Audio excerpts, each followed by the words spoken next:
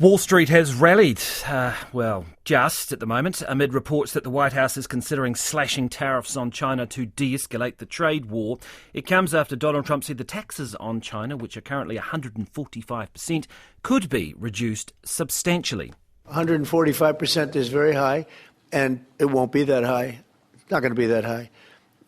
It got up to that. We were talking about fentanyl, where various elements built it up to 145. No, it won't be anywhere near that high.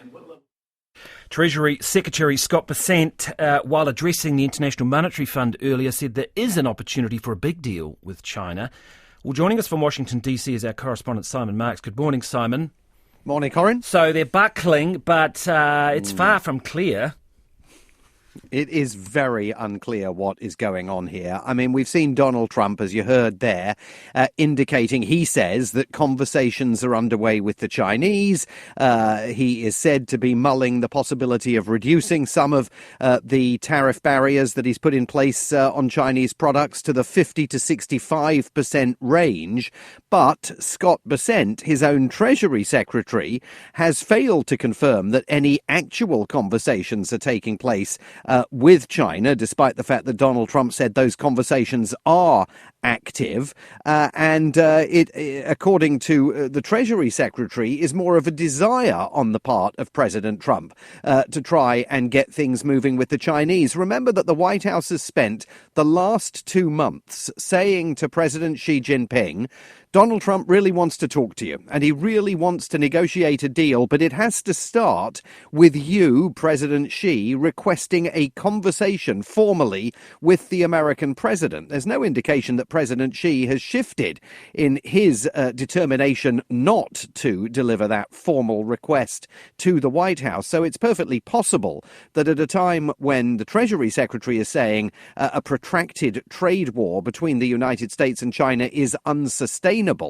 that Donald Trump is buckling in the sense that he's prepared to have conversations with the Chinese, even if China's leader doesn't personally request them, but not necessarily completely buckling or absolutely determined to buckle on some of the strictures of the tariff barriers that he's put in place. I mean, the worry here for those trying to make big decisions, perhaps financial decisions here, is that it seems to depend day to day who's got the ear of the president. So maybe it was Peter Navarro a couple of weeks ago with the staunch tariffs, and now Scott Bessent seems to be leading the play with a more moderate stance. Who's to know who will have the ear of the president tomorrow? Well, I think that's exactly the point, Corin. It is incredibly difficult to predict any of this, and that's why we're seeing such a roller coaster in the markets here. It's not just impacting Wall Street, it is also impacting Main Street, because remember, more than 70 million Americans have 401k retirement funds that are completely locked up in the stock market.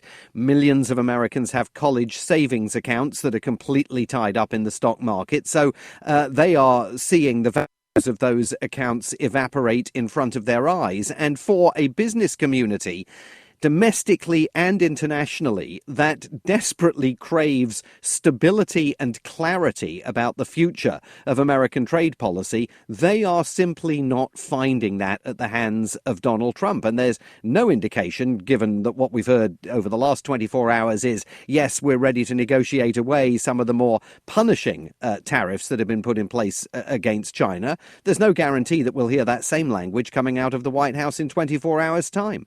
Just finally, some big developments too, it seems, on Ukraine. I mean, basically, it seems as though J.D. Vance and the US are saying time's almost up here and putting this ceasefire deal in real jeopardy.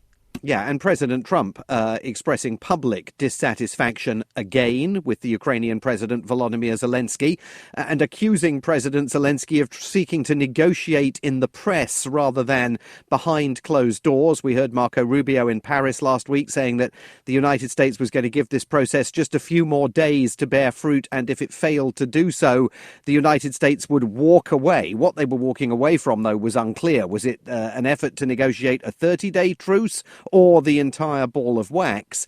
The NATO Secretary General, Mark Rutte, is heading to Washington, D.C. for what I think we can call crisis talks with President Trump. And as far as we know, this time round, the NATO Secretary General is insisting that those talks need to be held off camera, behind closed doors, unlike last time when Donald Trump turned the Oval Office once again into a made-for-TV reality show. Yes, well, that was quite extraordinary, wasn't it? I mean, just finally, the Russians would be pretty happy with how this is playing out, wouldn't they? Yeah, I think that's right. I mean, many observers here argue that what Donald Trump is essentially doing is whether wittingly or unwittingly is doing, is saying to Vladimir Putin, just hang in there for a few more days. Don't offer any concessions. Don't give in at all. Keep on fighting, because it's perfectly possible that we will walk away from this and then decide that we're not going to offer Ukraine any further support, at which point the way Russia's critics fear would be clear for the Kremlin to pursue their long-term military strategy and see just how much of Ukraine they can take over. Simon, thank you very much. Simon Marks, our Washington DC correspondent.